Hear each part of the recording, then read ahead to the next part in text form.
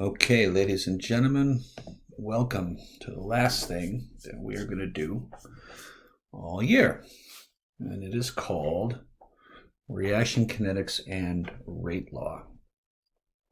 We're going to break rate law up into two parts. We're going to start today with something called the differentiated rate law. And the way this works, what we're going to call differentiated rate law, it asks one question. Differentiated rate law. It asks one question. How does initial concentration, I want to keep everything in the center of the screen, affect reaction rate? All right, this term rate, what we're going to call rate, this is going to be how quickly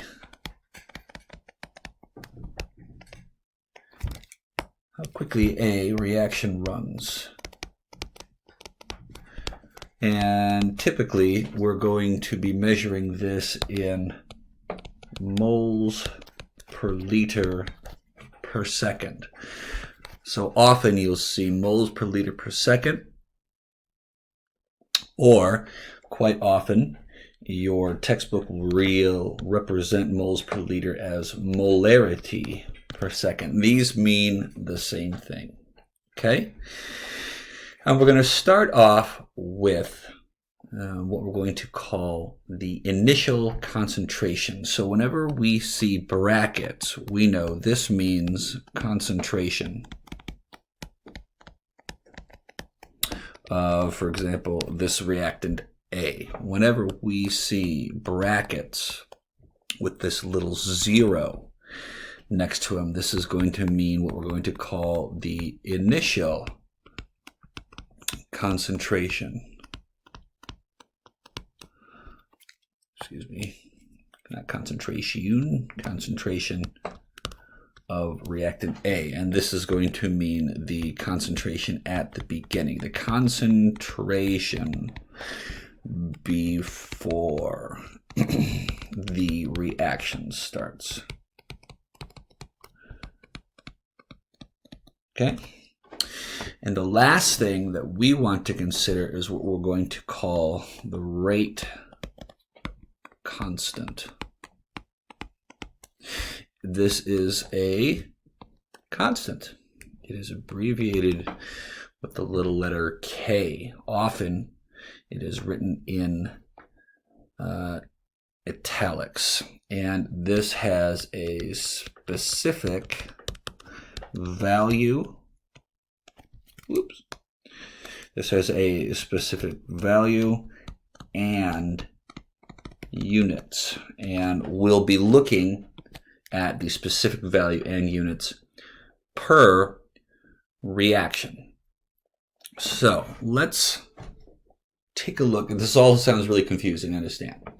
But I'll show you what this looks like when we actually have some data. So this is an actual reaction. We have this very simple equation where hydroiodic acid is decomposing into both hydrogen and iodine gases, or both molecular gases. We are not concerned with coefficients. They have nothing to do with this. What we are concerned with is that there are 3 experiments, 1, 2, 3, and in each experiment, the initial concentration of hydroiodic acid is changing. It says that if we start reaction 1 with an initial concentration of a hydroiodic acid of 0.015 molar, the reaction runs at a rate of 1.1 times 10 to the negative third moles per liter every second. It means that that's the rate at which the hydroiodic acid is being decomposed. We also can tell that here in reaction 2, the concentration of hydroiodic acid has doubled. It's gone from 0.015 molar to 0.03. That has changed the rate of reaction. It has increased it. It went from 1.1 times 10 to the minus third to 4.4 times 10 to the minus third. Interestingly enough, if we take a look at reaction 3, the concentration has increased again from 0.015 to 0.045. And the rate of reaction has also increased. What we want to find out is what is the value of K and how does the concentration of hydroiodic acid change the rate of the reaction. So what we're going to call rate order, let's call that reactant order.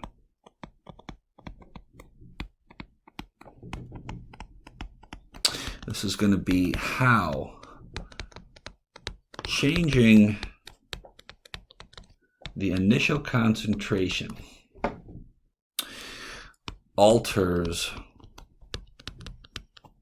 the rate of the reaction. If you are paying attention, you'll notice that in reactions 1 and 2, let's erase all this stuff. Reactions 1 and 2, we doubled the concentration of hydroiodic acid from rate 1, experiment 1, to experiment 2. Notice that it did not double the rate. It increased the rate not by 2, but by 4. So there's something going on here. Notice that if we compare not experiments 1 and 2, but experiments 1 and 3, we increase the concentration of hydroiodic acid not by twice as much, but by 3 times as much. That changed the rate of reaction not by 3 times, but by 9. Do you see the connection here, honors chemistry? If not, I'm going to show you how it works. So this is asking us to write what's called the rate law. What a rate law does, a rate law tells us a couple of things. It tells us, 1, the value and units of the rate constant K. This is going to be valuable because that means that we could use this rate constant K to calculate the rate for any reactant we wanted, even if we didn't know how to compare it. And it also will tell us the order of each reactant. We're going to represent that with a small exponent. Okay? So when it says write the rate law for the reaction, find the value and units of the specific rate constant K, here's how we're going to do that. We know that the rate law for any reactant is going to use the rate constant K, and it's going to multiply it by the initial concentration of whatever reactant we're talking about, raised to whatever the order is. So this is a rate law, ladies and gentlemen. It tells us the value in units of the rate constant K, and it tells us the order of each reactant so that we can plug in whatever initial concentration we want and find the rate. That's what they mean by rate law. This is a differentiated rate law, which we'll get into the differences later. All right? So, how do we find rate law? Let's start by finding the order. This is going to be the value of this exponent right here. What we're going to do is we're going to pick a couple of experiments. Let's put this back up here. We're going to pick a couple of experiments that we know change the concentration of this initial concentration of this reactant hydroiodic acid. And what I want to do is I want to pick two experiments. Typically, we put the experiment that has the higher concentration on the top. And you'll see what I mean in a couple other examples. But right now, I'm going to pick experiments 1 and 2. So what I'm going to do is I'm going to take experiment 2. I'm going to put this on the top. Here's what we know. We know that the rate for experiment 2 is 4.4 times 10 to the negative third. If we wanted to find the rate for this, the rate law, it's going to be equal to this value of K times the initial concentration of this reactant raised to some power. Well, the initial concentration of hydroiodic acid in experiment 2 is 0.03 moles per liter. And let's make sure that we have these units handy. So this is moles per liter per second. It says molarity per second, but it's the same thing. And the concentration of hydroiodic acid in experiment 2, 0.03 moles per liter. And we know it's raised to some power, but we don't know what it is yet. And we also know that there is a rate constant K. And we don't know the value of that yet either. Let's compare this to experiment 1. We know that it has a rate of 1.1 times 10 to the negative third moles per liter per second. This is equal to a rate constant K that we don't know yet. And the initial concentration is 0.015 moles per liter raised to some power that we don't know. Okay, here's the deal. We want to solve for this. So we're going to get rid of everything that is the same and cancel everything else out. Here's what I mean. Let's erase this and all this. You'll see what I'm talking about. This is a really complicated way of answering a very simple question, by the way. We're going to turn this into a proportionality. We're going to cancel out everything that we know is the same. Right? Well, we know rate constant K is the same.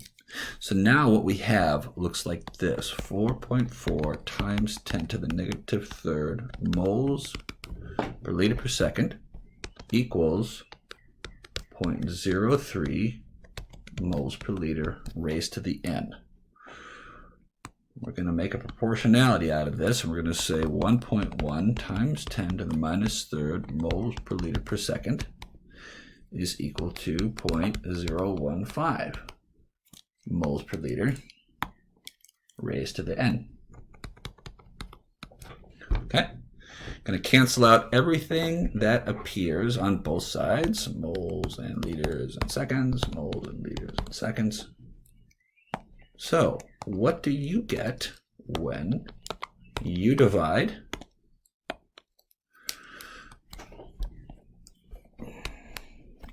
4.4 times 10 to the negative third by 1.1 times 10 to the negative third? I don't think you need a calculator, but if you do, here's one. We'll say 4.4 times 10 to the negative third divided by 1.1 times 10 to the negative third is 4.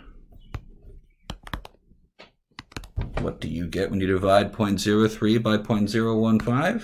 If you need me to do it, I happily will. 0.03 divided by 0.015, 2.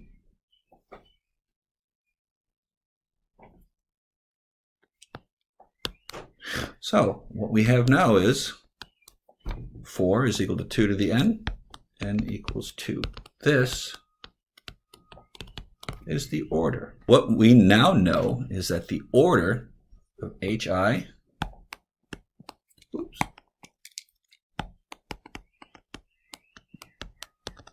is 2.